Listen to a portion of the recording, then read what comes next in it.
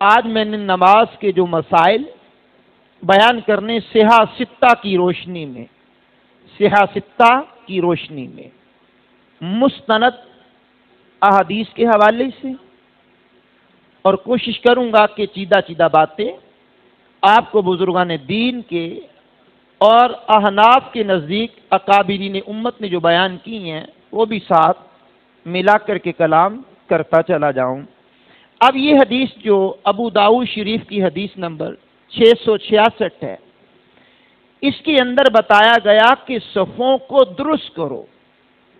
اب صفوں کو درست کرنے کے بارے میں کندھے سے کندھا ملاؤ، کندھے سے کندھا ملاؤ۔ ہمارے شیخ کامل امیر اہل سنت حضرت علامہ مولانا ابو بلال ذوالفضل والکمال الیاس قادری صاحب نماز کے حکام میں لکھتے ہیں کہ کندھے سے کندھا مس یعنی ٹچ کیا وہ رکھنا واجب، صف سیدھی رکھنا واجب۔ اگلی صف میں جگہ ہو تو جان بوجھ کر پیچھے صف شروع کر دینا ترک واجب۔ آپ نے غور فرمایا رسول اللہ کے فرمان میں کہ آپ مہربانی کریں ذرا، آپ صفوں کو درست کرو اور اپنے بھائیوں کے حق میں نرم ہو جاؤ، اپنے بھائیوں کے حق میں نرم ہو جاؤ۔ جگہ جب صف بنائی جائے تو یہ پاؤں کے ساتھ پاؤں ملانے سے صف کا شگاف ختم نہیں ہوتا۔ اگر پاؤں کے ساتھ پاؤں ملا لیے جائیں تو جناب درمیان میں کتنا گیپ آتا ہے، اور پھر کیا کیا انداز ہوتا ہے۔ تو انداز یہ ہونا چاہیے کندھے سے کندھا ملا ہوا۔ اپنی زبان سے یہ جملہ بولیں، کندھے سے کندھا، سارے بولے کندھے سے کندھا، بولیے کندھے سے کندھا۔ امام کے پیچھے جو بندہ ہے اور اس بندے کے جو دائیں جانب والا ہے وہ اپنا بایاں کندھا ملانا شروع کرے، یعنی میرے اس ہاتھ والے بایاں کندھا ملانا شروع کریں اور اس ہاتھ والے دایاں کندھا ملانا شروع کریں، تو یہ پوری صف برابر ہو جائے گی اور حدیث پر عمل بھی ہو جائے گا۔ ٹھیک ہو گیا جناب؟ آپ پہلی حدیث آپ نے بڑے اطمینان سے سنی، دوسری حدیث سنیے ذرا۔ میرے کریم آقا، میرے رحیم آقا صلی اللہ تعالی علیہ وآلہ وسلم کے صحابی حضرت نعمان بن بشیر رضی اللہ تعالیٰ عنہ کہتے ہیں کہ جب ہم نماز کے لیے کھڑے ہوتے تو رسول اللہ صلی اللہ علیہ وسلم ہماری صفیں خود سیدھی فرماتے، پھر جب ہم لوگ سیدھے ہو جاتے تو آپ اللہ اکبر کہتے۔ ابو داود کی حدیث نمبر 665 ہے۔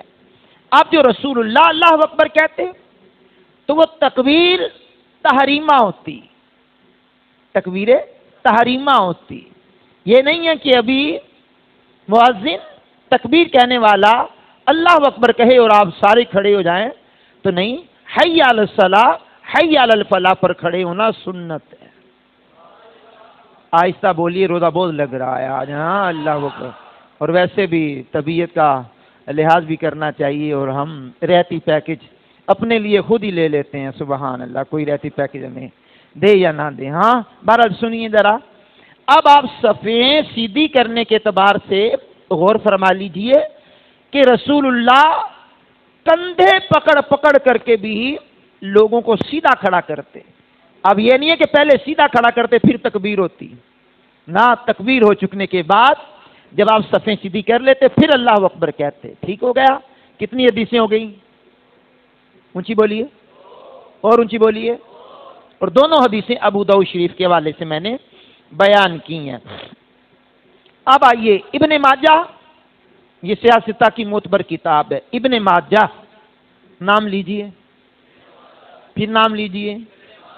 ابن ماجہ کی حدیث ہے، حدیث کا نمبر ہے 809، معافی کے ساتھ 803، 803، 803، اپنی زبان سے بولیے۔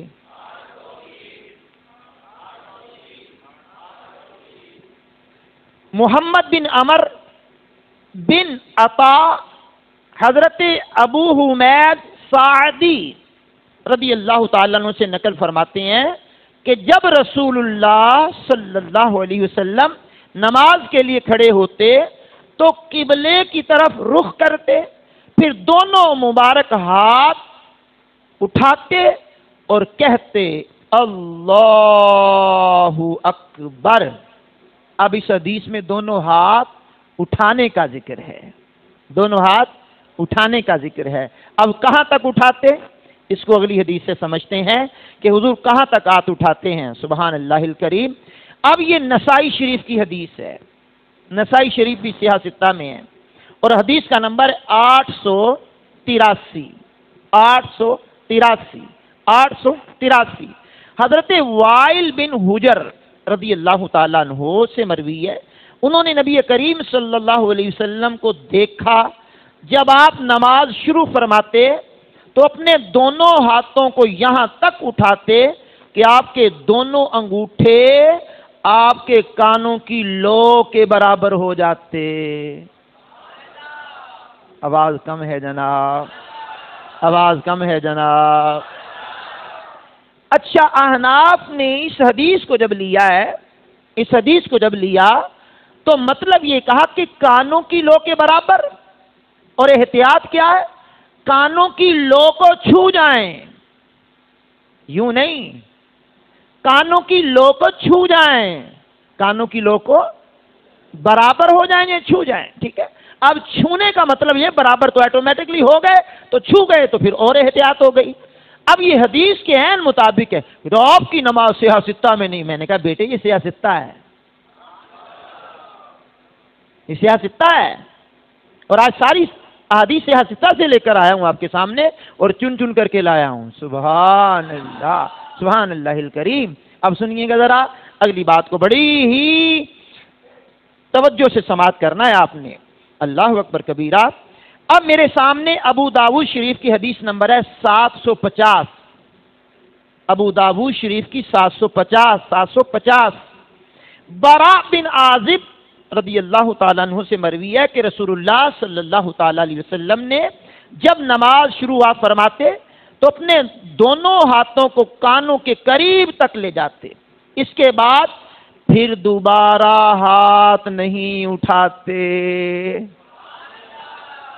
سبحان اللہ، یعنی تکبیر تحریمہ کے وقت ہاتھ اٹھاتے، اس کے بعد ہاتھ نہ اٹھاتے، مطلب بار بار یہ رفع یدین، بار بار یہ ہاتھ یوں ہلانا، رسول اللہ صلی اللہ علیہ وسلم اس طرح نہ کرتے۔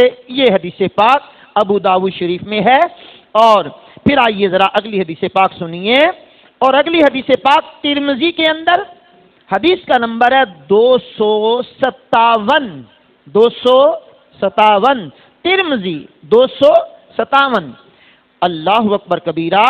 حضرت علقمہ رضی اللہ تعالیٰ عنہ سے مروی ہے، حضرت عبداللہ بن مسعود رضی اللہ تعالیٰ عنہ نے فرمایا کیا میں تمہیں رسول اللہ کی طرح نماز نہ پڑھاؤں؟ پھر انہوں نے نماز پڑھائی، صرف ایک مرتبہ رفع یدین کیا، یعنی ہاتھ اٹھائے، اس کے بعد نہ اٹھائے۔ آواز مجھے اونچی سنائی دینی چاہیے، سب کی آواز آنی چاہیے۔ اب مطلب کیا ہے کہ رفع یدین ایک مرتبہ یہ ہاتھ اٹھانا، یہ بھی رفع یدین ہے، بار بار نہیں رفع یدین ہے، صرف ہاتھ اٹھانے کہاں تک؟ کانوں کی لو تک۔ سن لیا آپ نے صفیں درست کرنے کا، پھر آپ نے کانوں کی لو تک ہاتھ اٹھانے کا، اب آپ نے سن لیا کہ بار بار رفع یدین نہ کیا جائے، ایک ہی مرتبہ پہلے ہاتھ اٹھا لیے جائیں اور پھر اس کے بعد ہاتھ نہ اٹھائے جائیں۔ اب آپ سنیے ذرا جناب والا، میرے سامنے نسائی شریف کی حدیث نمبر 1185 ہے، 1185 حدیث کا نمبر ہے، سنن نسائی 1185 اور کمال کی حدیث ہے، سنیے گا۔ حضرت جابر بن سامورہ، سین پر زبر ہے، میم پر پیش را پر زبر ہے اور ہاتھ ساکن ہے، جابر بن سامورہ رضی اللہ تعالیٰ عنہ کہتے ہیں رسول اللہ صلی اللہ تعالی علیہ وسلم ہمارے پاس تشریف لائے اور ہم نماز میں رفع یدین کر رہے تھے، بار بار ہاتھ اٹھا رہے تھے، بار بار رفع یدین کر رہے تھے۔ تو آپ نے فرمایا ان لوگوں کو کیا ہو گیا ہے، ان لوگوں کو کیا ہو گیا ہے کہ نماز میں اپنے ہاتھ اٹھا رہے ہیں؟ جیسے شریر گھوڑے کی دم میں، نماز میں سکون اختیار کرو۔ سمجھ آئے تب بھی ذرا سمجھنے کی کوشش کیجئے، نہ آئے تب بھی سمجھنے کی کوشش کیجئے۔ یہ قولی حدیث ہے، یہ حضور نے فرمایا ہے کہ نماز میں سکوت اختیار کرو، بار بار رفع یدین نہ کرو، تکبیر تحریمہ میں ہاتھ اٹھائے بس، اس کے بعد نہیں، ایک ہی مرتبہ اللہ اکبر کہہ کے ہاتھ اٹھائے، اس کے بعد نہیں۔ شریر گھوڑوں کی دمیں جس طرح ہلتی ہیں اس طرح بار بار ہاتھ نہ اٹھاؤ۔ تو اس حدیث میں پتا چلا کہ نماز میں صرف ایک ہی مرتبہ ہاتھ اٹھانے چاہیے، دونوں ہاتھ اب اٹھا کر سبحان اللہ بھی کہنا چاہیے، اور پھر اونچی آواز میں بھی بولنا چاہیے، اللہ اکبر اللہ اکبر۔ اب آپ سماعت کریں گے تو ہم اگلی حدیث کی طرف بڑھتے ہیں۔ اب یہ مسئلہ ہے کہ ہاتھ کو کہاں رکھیں، ایک تو ہاتھ اٹھانا ہے، اس کے بعد باندھنا ہوتا ہے، تو ہاتھ کو جناب والا کہاں لے جائیں اور کہاں باندھیں، یہ بھی ایک بہت بڑا مسئلہ ہے۔ اب سنیے ذرا، توجہ رکھیے گا، یہ میرے کریم آقا، میرے رحیم آقا صلی اللہ تعالی علیہ وسلم کی مبارک سنت، اور یہ سنت کیا ہے، بڑے ہی توجہ سے آپ نے اس بات کو سماعت کرنا ہے۔ ترمذی شریف کی حدیث ہے، حدیث نمبر ہے 252، 252، 252، بولیے کون سی جناب، پھر بولیے جناب۔ حضرت ولب طائی رحمت رضی اللہ تعالیٰ عنہ فرماتے ہیں کہ رسول اللہ ہماری امامت فرماتے، اپنے بائیں ہاتھ کو دائیں ہاتھ سے پکڑتے، اپنے بائیں ہاتھ کو دائیں ہاتھ سے پکڑتے، پکڑنے کا ذکر ہو گیا۔ اگلی بات سنیے گا، شاگرد امام بخاری امام ترمذی علیہ رحمہ کہتے ہیں کہ حضرت ولب رضی اللہ تعالیٰ عنہ کی حدیث حسن، صحابہ کرام رضی اللہ تعالیٰ عنہم اور تابعین کرام اور ان کے بعد کے اہل علم کا عمل اسی حدیث پر ہے کہ آدمی نماز میں دایاں ہاتھ بائیں ہاتھ پر رکھے۔ بعض کی رائے یہ ہے کہ ہاتھ ناف کے اوپر، اور اکثر کی رائے یہ ہے کہ ناف کے نیچے ہاتھ باندھے، یہی درست ہے۔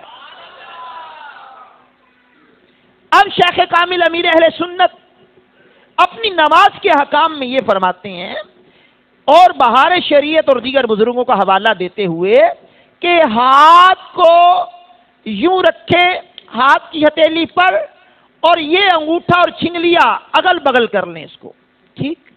اب یوں 3 انگلیاں کلائی پر یوں آ گئیں، اور اس کو بنا لیا ہلکا مضبوطی کے ساتھ۔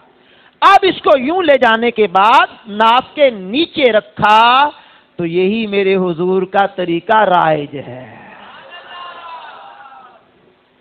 اللہ اکبر، یہ میں نے آپ کے سامنے ترمذی شریف کی حدیث پڑھی ہے۔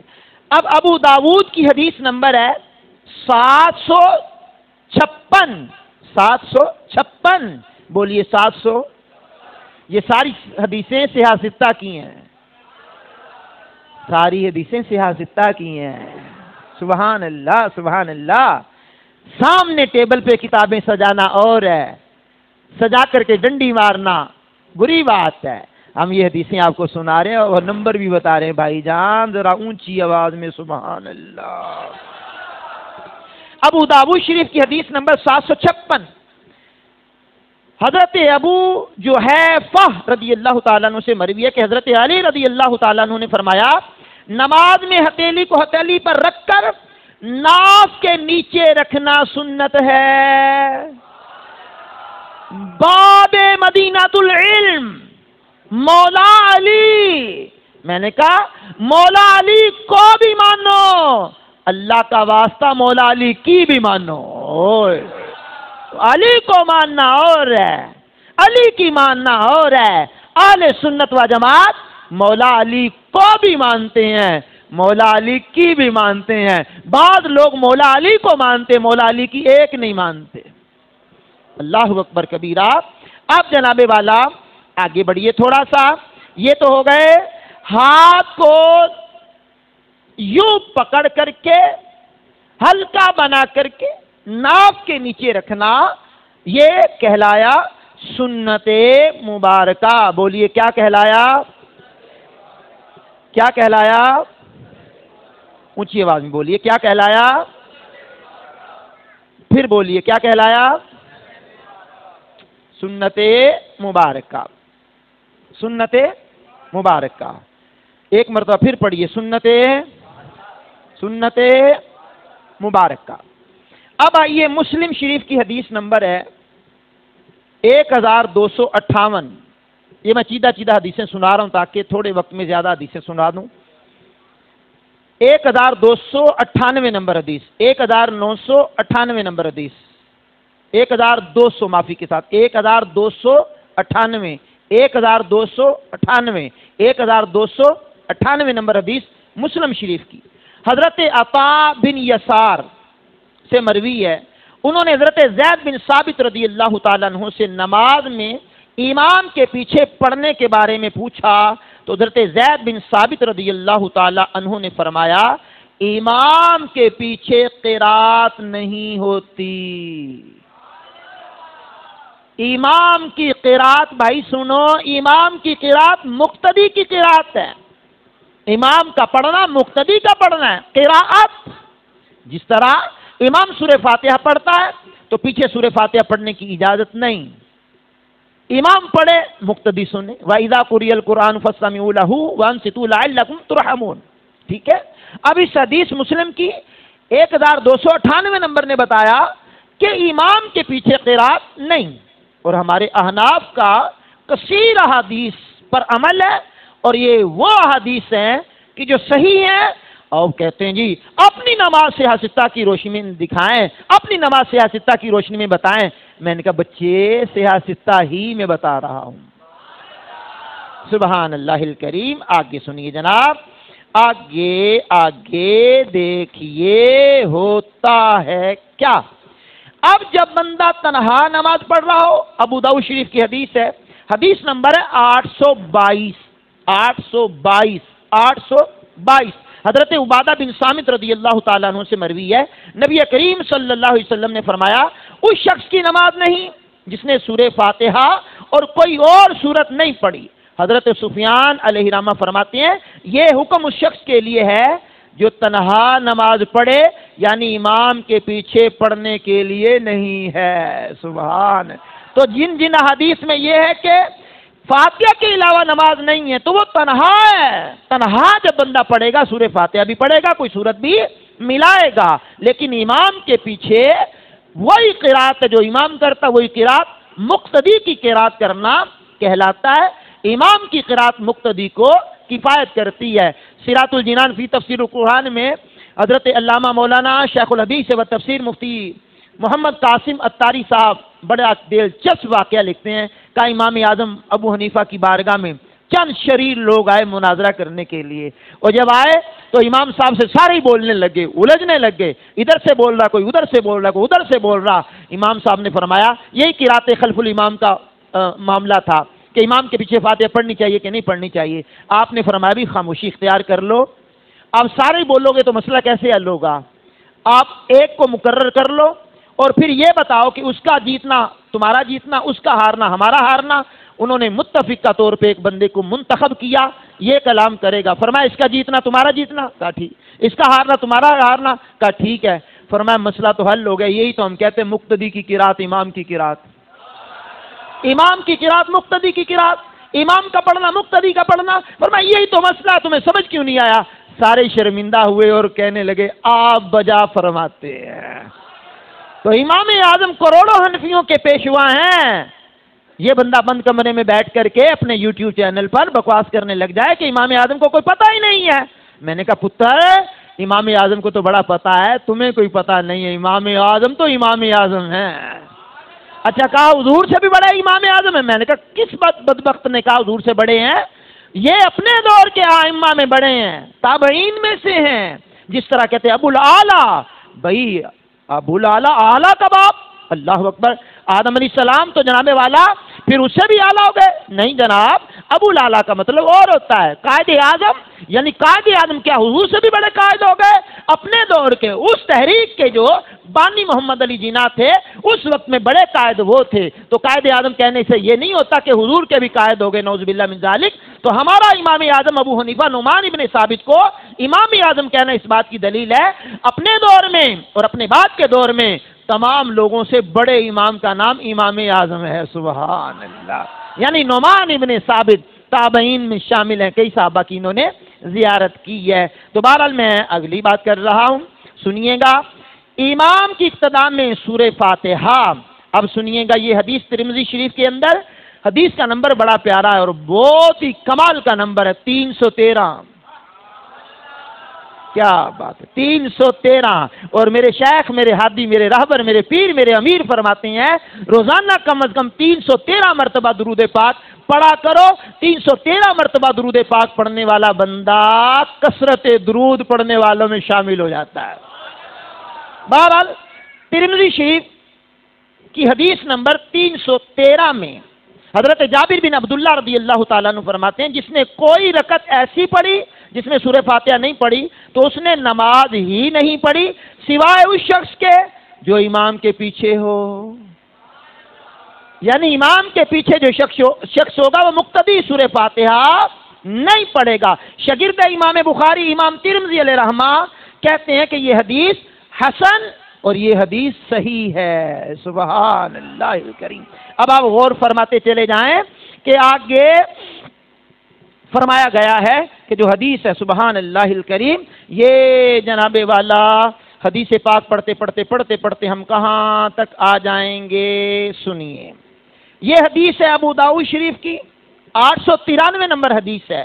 حضرت ابو ہریرہ رضی اللہ تعالیٰ عنہ سے مروی ہے، رسول اللہ نے فرمایا جب تم نماز کے لیے آؤ اور ہم سجدے میں ہو تو تم بھی سجدے میں چلے جاؤ اور تم اسے کچھ نہ شمار کرو، اور جس نے رکوع پا لیا اس نے نماز پا لی، یعنی نماز کی وہ رکعت پا لی. اگر سورہ فاتحہ پڑھنا ضروری ہوتا تو حالت رکوع میں جو بندہ ہے، امام صاحب بندہ رکوع میں چلا گیا، فاتحہ تو اس نے پڑھی نہیں، تو فاتحہ کے بغیر کیسے نماز ہوگی؟ پتہ چلا کہ امام کی قرات مقتدی کی قرات ہے. ٹھیک ہے. اب یہ حدیث ہے ابو داؤد کی 893 نمبر حدیث ہے. ابھی اور حدیث سن لیجئے جناب والا، ترمذی شریف کی حدیث نمبر 591 591. شاگرد امام بخاری امام ترمذی کہتے ہیں کہ اس پر اہل علم کا عمل ہے، مگر جس کو امام کے ساتھ رکوع نہ ملا تو اسے وہ رکعت بھی نہ ملی، یعنی حالت رکوع میں جماعت میں شامل ہونے سے وہ رکعت مل جایا کرتی ہے. اللہ اکبر کبیرہ، اللہ اکبر کبیرہ. حدیث تو اور بھی ہیں، میں اختصار کا دامن پکڑتے ہوئے آگے بڑھ رہا ہوں. سنیے گا، نسائی شریف کی حدیث نمبر 1271 1271. اللہ اکبر. حضرت عبداللہ بن زبیر رضی اللہ تعالی عنہ سے مروی ہے، نبی کریم صلی اللہ علیہ وسلم جب دعا کرتے تشہد میں اپنی انگلی سے اشارہ کرتے اور اسے بار بار نہیں ہلاتے تھے. اور ہمارے شیخ نے نماز کے احکام میں جو طریقہ بہار شریعت سے لے کر دیگر بزرگوں سے لکھا اور یوں کہا، یوں ہلکا بناؤ، یوں ہے نا، تو یوں ہلکا بناؤ، اشہد ان لا الہ، ٹھیک ہے، لا پر اٹھانا، الہ پر گرانا، ٹھیک ہے. تو یہ اپنے بزرگوں سے نہیں، حضور کی حدیث سے ثابت ہے. ٹھیک ہے. اللہ اکبر کبیرہ. وقت ہمارا بالکل اختتام کے مراحل پر پہنچ چکا ہے اور احادیث ابھی کافی ساری موجود ہیں، مگر ہم ان مختصر انداز میں آپ کو ہم نے نماز کے بارے میں بتایا. اب سنیے ذرا جناب والا، یہ حدیث ہے بخاری شریف کی، حدیث کا نمبر ہے 845 845. یوں حدیث بتاتے ہیں. سبحان اللہ سبحان اللہ، کیا بات ہے جناب. اب حضرت سمورہ بن جندب رضی اللہ تعالیٰ عنہ سے مروی ہے، نبی کریم صلی اللہ علیہ وسلم جب نماز فرض پڑھا کر فارغ ہوتے ہماری طرف رخ انور موڑ لیتے. اب یہاں سے یہ بات بھی پتہ چلی ہے کہ ادائے دید سراپا نیاز تھی تیری، کسی کو دیکھتے رہنا نماز تھی تیری. سبحان اللہ. اب صحابہ کرام حضور کی زیارت کر لیتے اور صحابہ کرام جناب والا زیارت سے مشرف ہو جاتے. اب یہ جو ابھی حدیث آپ کے سامنے میں پڑھنے لگا ہوں، اس کو مسلم شریف کی حدیث نمبر 1642 1642. اللہ اکبر. کیا حدیث حضرت سیدنا جابر رضی اللہ تعالیٰ عنہ سے مروی ہے کہ ہم لوگ نماز میں رسول اللہ کے پیچھے دائیں طرف کھڑے ہونا پسند کرتے تھے تاکہ نماز کے بعد نبی کریم ہماری طرف رخ کے انور کر کے بیٹھ جائے. سبحان اللہ. چہرہ مبارکہ کر کے بیٹھیں. راوی کہتے ہیں کہ میں نے آپ صلی اللہ علیہ وسلم کو یہ دعا کرتے ہوئے سنا ہے، اے رب کریم محفوظ فرما مجھے اپنے عذاب سے جس دن تو ہمیں اٹھائے یا جس دن تو اپنے بندوں کو جمع فرمائے. گویا نماز کے بعد دعا کرنا بھی حضور کی سنت مبارکہ ہے. فَإِذَا فَرَغْتَ فَانْصَبْ وَإِلَىٰ رَبِّكَ فَارْغَب. جب تم نماز سے فراغت پا چکو تو دعا کے اندر محنت کیا کرو، دعا کے اندر محنت کیا کرو. اب آئیے سنیے، امام بخاری نے اپنی صحیح بخاری کے اندر حدیث نمبر 844 844 ارشاد فرمایا رسول اللہ صلی اللہ تعالی علیہ وسلم کے حوالے سے کہ بیان کیا، حضرت مغیرہ بن شعبہ نے حضرت امیر معاویہ رضی اللہ تعالیٰ عنہ کو خط لکھا کہ نبی کریم ہر فرض نماز کے بعد یہ دعا پڑھتے تھے. اللہ اکبر. کون سی دعا؟ لا الہ الا اللہ وحدہ لا شریک لہ لہ الملک ولہ الحمد وہو علی کل شیء قدیر اللہم لا مانع لما اعطیت ولا معطی لما منعت ولا ينفع ذا الجد منک الجد. اللہ کے سوا کوئی معبود نہیں، اس کا کوئی شریک نہیں، بادشاہت اسی کی، تعریف اسی کے لیے، وہی ہر چیز پر قادر ہے. اے اللہ تو جسے چاہے عطا فرمائے اور اسے کوئی روکنے والا نہیں، اور جسے تو عطا نہ فرمائے اسے کوئی دینے والا نہیں. کسی کو اس کا مال بھی تیرے مقابل نفع نہ پہنچا سکے گا. یہ امام بخاری نے دعا حضور کی لکھی ہے 844 نمبر حدیث میں. تو پتہ چلا کہ دعا مانگنا نماز کے بعد سنت ہے، اور نماز جنازہ بھی ایک نماز ہی تو ہے. بہرحال اس پر حدیثیں اور بھی ہیں، وقت سمٹ گیا ہے ہمارا. ایک چلتے چلتے حدیث اور بھی سن لیجئے. یہ ابن ماجہ کی حدیث نمبر ہے 3866 3866. حضرت ابن عباس رضی اللہ تعالیٰ عنہ سے مروی رسول اللہ نے فرمایا جب تم اللہ سے دعا مانگو تو اپنی ہتھیلیاں اوپر کی طرف رکھو، ہتھیلیاں اوپر کی طرف رکھو، اپنے ہاتھوں کی پشت